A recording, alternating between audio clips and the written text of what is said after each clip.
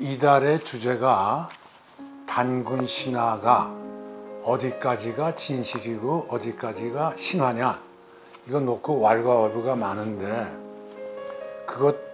그 왈가왈부가 많은 이유가 역사를 지극히 상식적인 과거로 보지 않고 이것이 애국, 민족, 무슨 주체, 이런 프리즘으로 보기 때문에 이게 말썽이 많은 거다, 이렇게 생각을 해서 나는 이달의 내 주제는 역사는 과학이다, 상식이다, 이걸 강조하고 싶어서 이 얘기를 시작하려고 해요. 사실 어느 나라든지 신화라고 하는 거는 지극히 아름답게 되어 있고, 건국이라는 것에 오면 약간 과장은 되어 있지만, 우리나라처럼 건국 신화와 건국에 대해서 이렇게 갈라지고 서로 원수처럼 싸우고 그 학설을 놓고 그런 나라는 없어요. 근데 그 이유가 바로 그 과거를 보지 않기 때문에 그렇다. 그래서 좀 쉬운 얘기를 해서, 소위 말해서 제야 역사학자라는 분들이 대마도는 우리 거다 그래요. 근데 이것이 너무나 애국적인 시각이기 때문에 대마도는 우리 거다 하지만, 세상 사람들이 볼 때는 저 책도 안 되는 거 가지고 대마도를 우리나라 땅에다가 우기는 한국 사람 보니까 독도도 우리 거라는 것도 적어도 거짓말일지도 모른다라고 오히려 혹대로 갖다 혹붙일 수도 있어요. 또 고구려, 이거 우리 역사하고 만주 우리나라 땅이다 하다가는, 잘못하다가는 중국한테 평양도 중국 땅이다라고 오히려 역습을 당할 수도 있어요. 그러니까 어디까지나 과학은 과학이어야 되고 상식은 상식이어야 된다, 그런 의미에서 지금 과학적으로 봐야 되겠다 하는 생각이 들어요. 그럼 첫 번째 주제가 도대체 한국이라는 사람, 한족, 중국의 한족이 아니라 한국의 한족, 그것이 그런 개념이 언제부터 시작됐느냐를 한번 따져볼 필요가 있는 것 같아요. 그걸 따지기 전에 한번 이런 얘기를 한번 해보자고. 아프리카에 가면 세렝게티라는 지역이 있어요. 그 세렝게티가 탄자니아하고 케냐하고 이렇게 걸쳐 있는 목초지예요. 그럼 여기 우기와 건기에 따라서 비가 오는 목초지가 자꾸 달라져요. 그러니까 100만 마리의 누라고는 소 비슷하게 생긴 거 하고, 20만 마리의 얼룩말이 탄자니아에서부터 쭉 올라가요. 그래서 케냐까지 올라가요. 그 다시 케냐에서 이렇게 또 내려와요. 그리고 거기에는 사자, 그 다음에 애기 사슴이란 사슴, 그 다음에 독수리, 하마, 그 다음에 악어, 이게 섞어 살아요. 그러면은 얼룩말하고 누가 아프리카의 주인이냐, 그 주인이면 또 어디가 국적이 어디냐, 탄자니아냐 케냐냐, 이거 물어본 데는 자체가 우스운 거라고. 다시 이걸 거꾸로 얘기해서, 만주 땅의 주인이 누구냐, 만주 땅에는 거란도 있고 숙진도 있고 예목도 있고 무슨 여진도 있고, 이 사람들이 마치 얼룩말처럼 누처럼 목축지를 따라서 막 돌아다니면서 서로 섞어서 살았어요. 그러면 그 중에 일부였던 고구려, 그 사람들이 이게 우리 땅이다라고 얘기하는 거, 이건 내 땅이다 얘기하는 것 자체가 아주 우스운 얘기라고. 그러니까 그런 얘기를 하는 것 자체가 우스운데, 아마도 지금으로부터 한 2200년 전에, 단군 신화가 4000년, 6000년, 8000년 얘기를 하는데 2200년 전에 졸본 부열이라는 것이 생겨가지고, 그들이 조금 남하해가지고 압록강 건너 집안 있는 데에 모여서, 그때는 반 농업, 반 목축, 반 사냥을 하면서 살면서 있다가 압록강을 넘어서 평양쯤으로 오면서부터 야, 이게 우리가 좀 한 덩어리인 것 같다. 좀 우리 한민족인 것 같다. 이렇게 하면서 한이라는 민족이라는 것이 생겨난 거지. 지금 우리가 무슨 뭐 몇천 년의 한민족 이런 것 자체가 이게 말이 안 된다 하는 것이 내 얘기예요. 그럼 이렇게 얘기를 하면은 이제 홍산문화 공부한 사람, 제역사학자, 그다음에 단군조선을 공부한 사람들이 나한테 굉장히 이 반론이라고 그럴까, 나의 그 얘기를, 지극히 상식적인 얘기를 굉장히 소위 말해서 비난할까, 말도 안 된다고 얘기할지 모르겠어요. 그런 사람들한테 우리 몇 가지 팩트를 갖추고 놓고 한번 얘기를 해보자 하고 내가 얘기를 하고 싶어요. 첫 번째가 언어입니다. 200년 전에 미국에 살던 카우보이나 소위 말해서 농민들이 살던 사람들이 일생을 1000단어 정도 가지고만 살았어요. 그 사람들이 쓰는 단어라는 게 뭐냐면은 무슨 늑대, 버팔로, 말, 그다음에 무슨 소 이런 거에다가 먹는다, 죽는다, 자자, 죽인다, 사냥한다 이런 단어만 가지고 살아도 더 그 이상의 단어가 필요 없었어요. 그것도 마치 조선 사람들도 한족 사람들도 2200년 전에 아마도 1000단어 내지 1500단어밖에 쓰지 않았을 거다. 이런 것이 내 생각이에요. 그러니까 그리고 그것이 지극히 원시적인 단어이기 때문에 만주 동부 삼성의 만주 지역에서 쓰는 소위 말갈족, 선비족, 거란족 무슨 이런 사람들도 지극히 1500개의 원시적인 단어밖에 안 썼기 때문에 서로 쉽게 의사소통을 했다고 나는 생각을 해요. 그리고 아주 단 얘기로 안시성에서 당나라가 쳐들어왔을 때 양만춘이가 이란 사람인지 누구인지 하여튼 성주가 그걸 방어를 했잖아요. 성부에서 방어할 때 쉽게 얘기하면 돌을 던져라, 기름을 퍼부어라, 활을 쏘아라, 우리 밥 먹는데 교대 좀 하자, 이런 정도의 단어를 했을 때 말갈족하고 고구려족하고 그렇게 짧은 1500개밖에 안 되는 단어에다가 섞어 살았기 때문에 쉬운 단어이기 때문에 같이 명령을 따르고 같이 싸울 수 있었다고 생각해요. 만약 지금 중국하고 한국 사람들이 러시아 사람하고 전쟁을 한다. 근데 한국 사령관이 야 이제 너희는 포를 쏘아라, 로켓을 날려라, 전진해라. 이걸 한국말로 했을 때 중국 사람이 알아듣겠어요? 또 중국 사람 사령관이 돼가지고 한다면 한국 사람도 알아듣겠어요? 근데 그때 그게 통했거든. 그게 바로 언어가 1500개 내지 200개를 섞어서 썼기 때문에 통화했을 거다. 그러니까 지금 무슨 그런 사람들의 언어 중에 소위 말해서 형이상학적인 얘기, 이 사람들에게는 홍익인간, 인간이라는 단어는 이건 형이상학적인 단어예요. 그러면 2200년 전에 조선 시대 때 인간이라는 단어를 썼을까요? 그 사람들은 그 인간이라는 단어는 무슨 철학, 무슨 지금 말하는 역사, 객관적, 무슨 개념, 해석 이런 게 다 형이상학적인 단어인데 2200년 전에 사람들이 그런 단어를 쓴 적이 없다고 난 생각해요. 그건 나중에 1000년 전에 한문 문자가 들어와가지고 그 이련이나 김부숙이 썼을 때 이런 단어를 썼지 2200년이 훨씬 전에서는 그런 단어 쓰지 않았고 더더욱 고조선 시대에는 이런 단어를 쓰지도 않았다고 난 생각해요. 언어가 그다음에 문자로 얘기하자고요. 문자. 우리 문자 그러면 한자예요, 한자. 한문으로 썼어요. 한문. 한문이 뭐예요?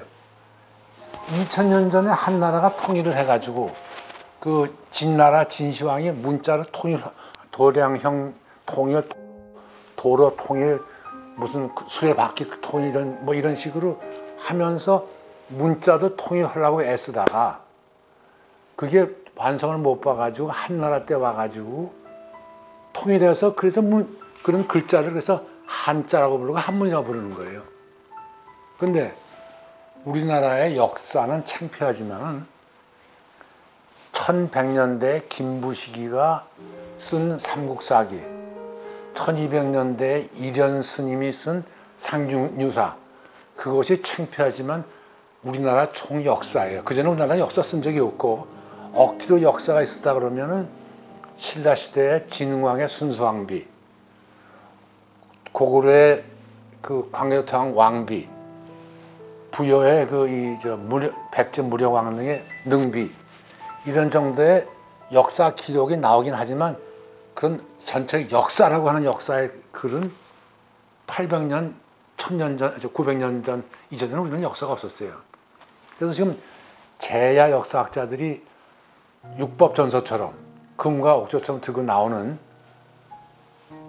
사마천의 사기, 북위의 위서지 한번 들고 나오잖아요. 그것이 전부 다 중국 거예요. 중국 거. 그리고 그것도 전부 다 한문을 쓴 거예요. 그런 의미에서 고조선 우는 4000년 전 얘기를 그거를 기준으로 해가지고 무슨 여러 가지 얘기가 많은데 이것도 상식적으로 문제가 많다 하는 것이 제 생각이에요. 그 다음에 조선이라는 단어를 갖다가 한번 생각해보죠. 조선이라는 건요, 아침 조자예요. 아침 조자에 선, 밝은 선자예요. 그러니까 밝은 아침이라는 단어예요. 한문이 나오기 전에 그냥 밝은 아침. 마침 이 터키에 가면요, 아나톨리아라는 단어가 있어요. 밝은 아침. 그러니까 원시인들은 전부 다 이 동굴에 살면서 모닥불을 펴가지고 동물이 쳐들어오지 못하게 막으면서 빨리 날이 밝기를 기다렸어요. 왜냐하면 밤에는 야생동물이 쳐들어오니까. 그래서 밝은 아침을 그렇게 그리워했어요. 그래서 조선이라는 말은 그 원시인들이 밝은 아침, 좋아하는 밝은 아침 땅, 그걸 얘기한 거예요. 그러니까 아까 이제 얘기하지만 소위 요순 시대부터 하나라, 준나라, 하상조 시대부터 이 사람들이 밝은 땅, 밝은 아침의 땅, 그걸 아마도 얘기했다 그러면 거기서 한 북경 정도쯤 거리를 두고 조선이라고 그랬을 거예요. 거기를. 그 다음에 이제 사마천의 한나라 때는 사마천이 중국을 범벅 돌았어요. 그러면서 조선이라는 단어가 나왔어요. 그건 아마 그때는 내가 알기에는 산해관, 요서지방, 거기를 조선이라고 그랬을 것 같아요. 내가 보기에. 그 다음 당나라 때 와서는 더 넓어지니까 밝은 아침 땅 하는 게 요동이 된 것 같아요. 그러니까 좀 역사학자들이 역사학자들이 조선이 어디를 다 점령하고 이제 지배했다. 그러면서 조선의 단어가 어서도 나오고 북경에서도 나오고 무슨 만주에서도 나오고 무슨 요동성도 나오고 무슨 이런 단어라는 게 나왔다는 얘기는 이게 밝은 아침이라는 단어에서 나온 거지 나라가 있어서 나왔다고 난 생각하지 않아요. 그러니까 조선은 단어도 그런 개념에서 조선 얘기 무슨 4천 되고 어쩌고 이것도 지극히 말이 안 된다고 생각하는 거예요. 그 다음에 우리 국가의 탄생과 왕관에 대해서 얘기해 보자고요. 옛날에 이제 시족, 이게 이제 모여가지고 이제 시족이 있었는데 이 사람들이 시족과 시족이 합쳐서 이제 부족이 돼요. 근데 왜 부족이 생겼냐 하면은 먹을 것이 없고 사냥터가 주들고 하면은 남의 부족을 쳐들어가 가지고 뺏어와요. 그러니까 쳐들어가서 뺏어오는 부족이 생기고 그 다음에 그걸 쳐들어오는 걸 막아야 하는 부족이 생겨요. 그럼 이제 부족이 생기니까 시족사회에서는 할아버지, 큰아버지, 작은아버지 가족이 모여가지고 저 얼굴을 아니까 괜찮은데 시족과 시족이 모이면은 우두머리가 누군지를 몰라요. 시족이 이제 세 군데 우리끼리 좀 붕지사였으면 우두머리가 있어야 될 거 아니에요? 근데 우두머리가 누군지 모른다고. 그러니까 우두머리를 쉽게 알아보기 위해서 호랭이나 이런 거에 그 대가리 껍질을 모자 쓰거나 나는 하늘하고 통한다 해가지고 독수리나 무슨 공작새 같은 깃털을 머리에 달아가지고 내가 그 부족들 간에 저 사람이 우리 오야붕이다. 소위 말해서 우두머리라는 것을 인식을 하기 시작했어요. 이것은 전 세계가 아프리카에 가도 추장이 그렇게 하고 아메리카 가도 추장이 그렇게 하고 남아메리카에 가도 추장이 그렇게 하고 전 세계가 그렇게 했어요. 그래서 그렇게 하다가 이제 부족의 사이즈가 커지고 그다음에 이제 그걸 뭐라 할까 그 직업 분야가 생겨가지고 좀 여유가 생기니까 그다음부터 이제 나는 활을 만드는 사람, 나는 무슨 금속에서 칼을 만드는 사람 그래서 놀아지기 시작하면서 이 사람들이 청동기 무대로 들어서면서 왕관이라는 걸 만들었어요. 그래서 이건 소위 말해서 깃털이나 무슨 그 호랭이 껍질이 아니라 이제는 왕관을 썼어요. 이것이 세계의 또 트렌드예요. 그러면 그때 왕관 썼다는 얘기는 뭐냐면 석기 시대에서 청동기 시대로 들어갔고 청동기 시대에 들어가면서 그런 왕관이 생기기 시작한 거라고. 이건 유럽이나 어디 가나 똑같아요. 그러면 우리나라의 청동기 시대에 들어가지고 왕관이 나온 것이 언제냐? 여지껏 역사를 보면요. 신라의 왕관, 그 다음에 그 백제의 왕관, 그 무령왕들, 그 전에는 왕관이 없었어요. 무슨 얘기냐면 청동기 시대에 들어갔다는 거에 본격적인 철기 시대에는 삼국시대다 이렇게 본다 이거예요. 그리고 그때가 소위서 국가라는 사이즈가 생기고 그리고 한자로 국자라는 것도 보면은 땅 위에 사람이 있고 창과 칼이 있고 바운더리가 있다는 게 국자 아니에요? 그 국가라는 게 그때부터 형성된 거예요. 그러니까 4,000년 몇천 년 하고 하는 그런 얘기는 이것도 또 우리가 현실성이 없는 얘기다 해서 내가 그 얘기하고 싶어요. 그 다음에 숫자. 이거 우리나라 역사하는 게 아니라 전 세계 역사하는 사람들이 소위 말해서 과정이 많죠. 적벽대전 그러면 조조가 100원을 데리고 오고 또 살수대처음은 70만을 죽이고 이거 전부 다 내가 보기에는 너무나 과대된 숫자예요. 전예로 하나 얘기할게요. 조선시대의 인구가 말이죠. 10만에서 15만을 왔다 갔다 했어요. 그걸 넘어선 적이 없어요. 뭐냐면 인구가 10만이 돼서 이제 되면은 자꾸 애를 낳아요. 이게 인구가 늘어나요. 15만이 됐다. 그러면 하수도가 아주 더러워져요. 그러면 수인병이 생겨요. 그래서 이질, 콜레라 이런 식으로 해서 죽어버려요. 그래서 막 식음을 갖다 버리고 그래서 사람이 죽으면 다시 10만 원 내려와요. 그럼 다시 또 물이 깨끗해져요. 그럼 또 거기서 또 애를 많이 낳고 살다가 보면 또 15만 되면 또 물이 들어와서 수인병을 죽어요. 그래서 조선조 500년 동안에요. 인구가 10만에서 15만을 왔다 갔다 해서 물론 임진왜란도 훨씬 더 줄어들었지만 그랬어요. 그러다가 조선 소위 말해서 대한제국 말엽 을사보적 전후 때 이제 노량진에 수조원이 생기고 뚝섬에 저수지가 생겨가지고 상수도가 돼가지고 갑자기 100만이 되는 거라고요. 근데 왜 이런 얘기를 하냐면 이 조선조의 세종시대 때 가장 인구가 많았던 것이 70만 호에 210만이래요. 근데 많은 역사학자들이 화전민으로 세금 안 내려고 도망간 사람, 노예로 도망간 사람, 그 다음에 세금 덜 내려고 머리 숫자를 죽인 사람, 이러면서 해가지고 250만 내지 정도가 내지 300만이 조선조의 태평성대에 가장 많았을 때가 250만 정도다. 그러면 그리고 고려에 그 몽고가 쳐들어오기 전에 가장 인구가 많았던 게 송나라의 고려에서 뭐라 하면 210만이라고 나와요. 그러면 이걸 조선조 250만, 고려 210만 역으로 예상하면은 고려, 신라, 백제를 내가 쭉 인구를 재산해 보면 가장 리저너블한 타당성 있는 인구가 고려가 100만, 백제가 80만, 신라가 70만이에요.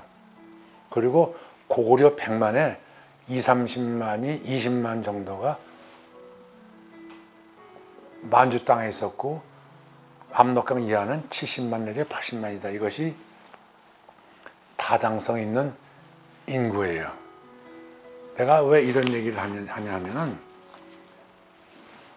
그 고구려 70만서부터 100만 이것이 그 이 평양성서부터 요동성까지 세금을 걷어들이고 외국에 누가 침략을 받았을 때 방어도 해야 되고 행정도 해야 되고 또 세금을 걷어들였으면 평양으로 걷어들인 곡식이나 뭐도 날라야 되고 하는 그 인프라 조직 지금 우리가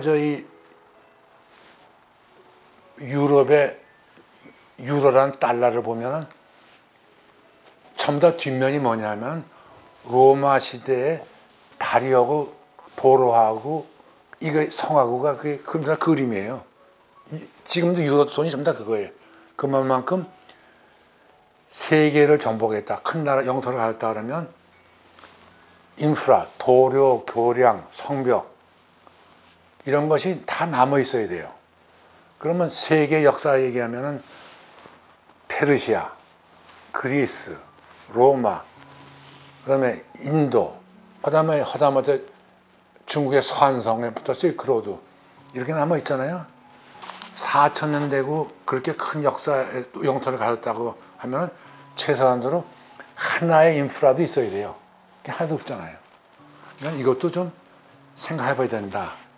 그래서 이런 네 가지 팩트를 놓고 언어, 그다음에 국가라는 개념, 그다음에 인구라는 개념, 숫자라는 개념 이런 걸 모든 걸 봤을 때 4,000년 우는는 너무 과장된 게 아니냐. 나는 그런 의미에서 2000년, 2200년서부터 고조선도 있었다 그러면 2200년 전에 하나의 왕성된 커다란 부족 국가 정도로서 그런 그 모임이었고 소위 말 제사 지내는 소위 신정일치 우두머리 왕과 제사 지내는 사람이 하나가 됐던 그런 커다란 부족 국가였지 무슨 그렇게 무슨 4,000년 전에 뭐 어디를 그 과스리고 어쩌고 하는 거는 있을 수 없는 얘기다 하는 얘기를 난 하고 싶어요. 자 이제 가장 이 말썽이 되는 굴절된 역사의 탄생이라는 걸 놓고 얘기를 할게요. 이 굴절된 역사를 얘기하려면 첫 번째 우리가 얘기해야 될 게 백강전투예요.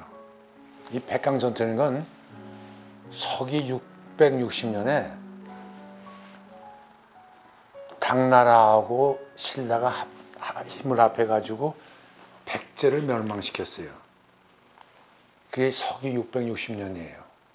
근데 백제하고 일본, 외국하고는 형제나라처럼 아주 한 나라 같은 개념이었었어요. 그리고 항상 이게 백제가 조금 한 단계 아래였는지 외국에는 항상 백제의 왕자가 항상 거기 있었어요. 그래서 백제가 660년 망하니까 외국에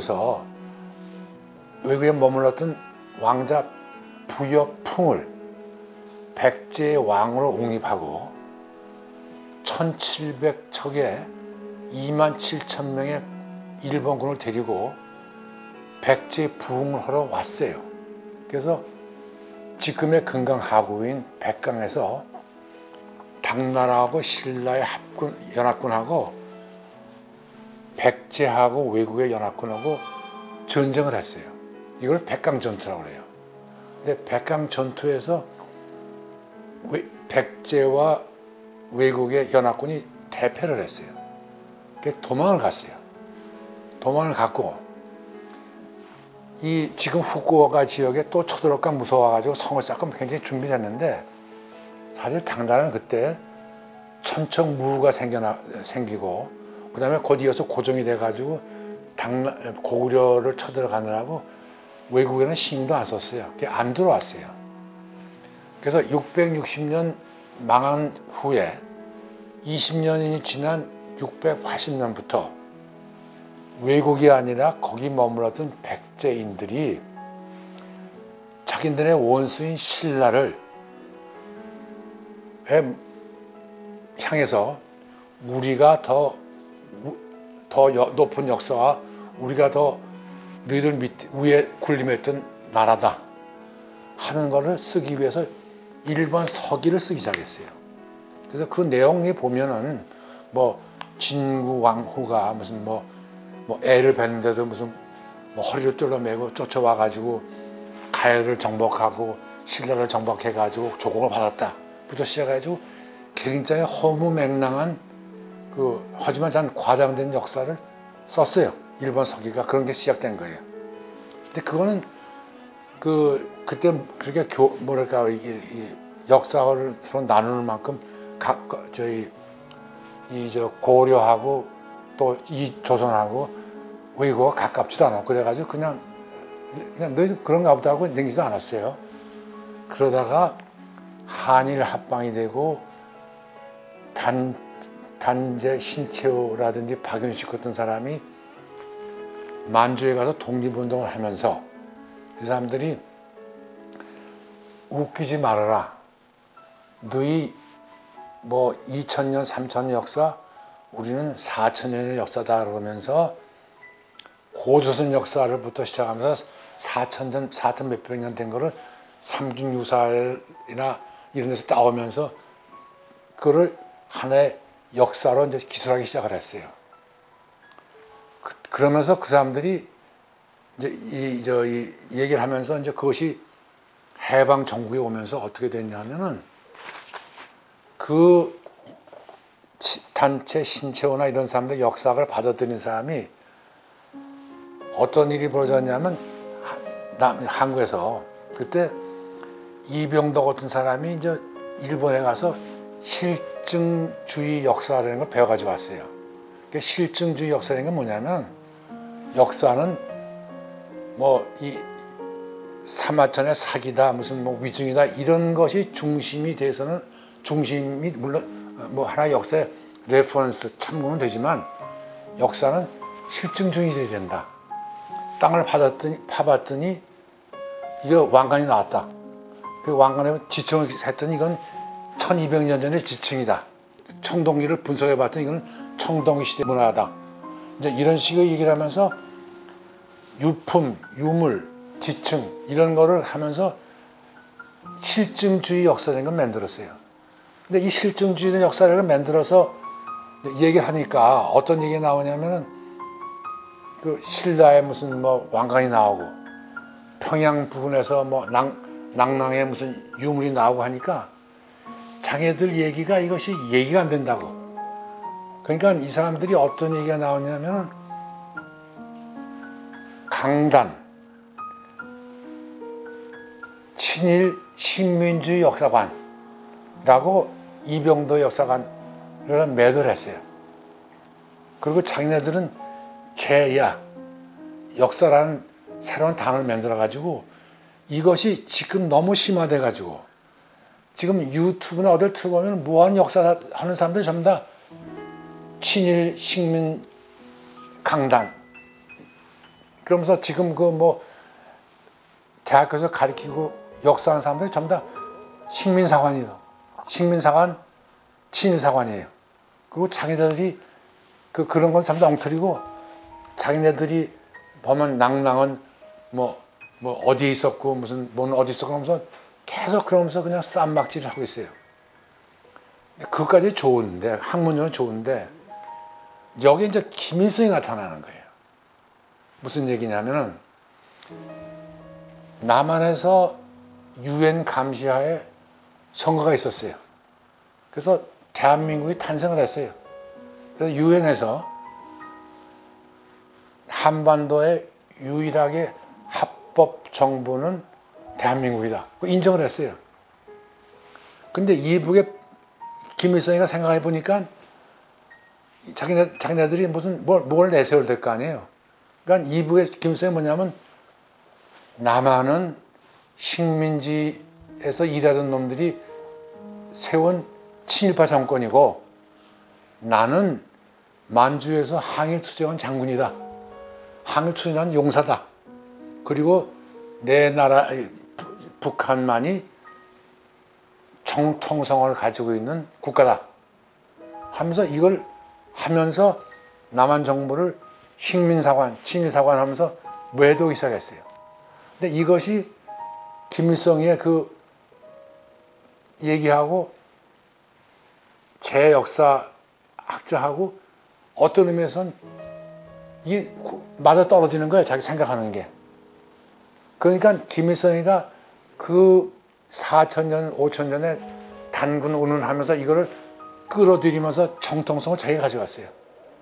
그래서 뭐 평양에 가면은 무슨 4,000년 전에 무슨 뭐 뼈를 무슨 뭐 해봤더니 이게 단군 뼈가 어쩌고 하면서 단군동이라는 걸 큰 걸 만들어 놓고, 그동안에 그렇게 반대하는 환단 고개를 갖다 일본 자기들 국정교과서에 집어넣고, 그러면서 고조선의 역사부터 쭉 뿌리가 자기까지 와 있고, 그러면서 제 역사하고 올라타 버렸어요. 그래서 어떤 의미에서는 지금 제 역사학자라는 게 이 김일성 그 주체 사령에 이용당하거나 또는 압제가 되어버렸어요. 그래서 이 역사의 해석부터가 이렇게 말이 많은 거예요. 그러니까 이 모든 거는 다시 이제 근본적으로 가서 아까 쭉 얘기했지만 4,000년의 역사 같은 거는 이거는 너무 과장되거나 현수성이 없는 역사다. 고조선, 조선 존재를 난 인정한다. 하지만 그거는 신정일치의 그 소위 제사장하고 왕하고 그러니까 했던 시대, 그리고 아마도 청동기, 과도기의 한 2200년, 300년 정도가 역사다. 그리고 우리나라의 한족이라는 그 역사의 형성은 2000년 전 졸범부여, 고구려, 평양부터 하나의 바운더리부터가 실질적인 우리나라의 역사고, 그것이 그래야 된다 하는 것을 한마디 얘기하면서, 그것도 한 가지 얘기하고 싶은 게, 우리나라 사람들, 이집트 사람들 우습게 봐요. 우리 훨씬 더 잘났다고. 근데 이집트는 4,000년 전에 상상할 수도 없는 피라미드를 만들었어요. 그러니까 역사는 역사고 과학이고 그런 역사가 있다는 건 실지지만, 그것이 민족의 프라이드를 지켜주는 건 아니에요. 민족의 프라이드는 지금 우리가 얼마만큼 잘 살고 있고, 어떻게 세계에 리드하고 있고, 얼마만큼 문명이 발달되어 있고, 이것이 프라이드지 4,000년 전의 피라미드가 프라이드는 아니에요. 그러니까 있는 그대로를 보고, 우리 역사는 과거를 보고, 그리고 그 과학 속에서 우리는 그대로 그걸 인정하고, 그리고 오늘을 더 잘 생각을 하고 있어야지, 그걸 너무 과거에 무슨 어쩌고저쩌고 하면서 미화하고 그렇게 해서는 그 필요 없는 소모고, 그리고 그것을 소위 말해서 일본 때리기, 또 무슨 뭐 고구려 만주 우리 땅 하면서 그렇게 과장된 역사를 해서는 필요 없는 정력 소비가 아니야. 이런 것이 나에게 이 얘기하는 호소예요.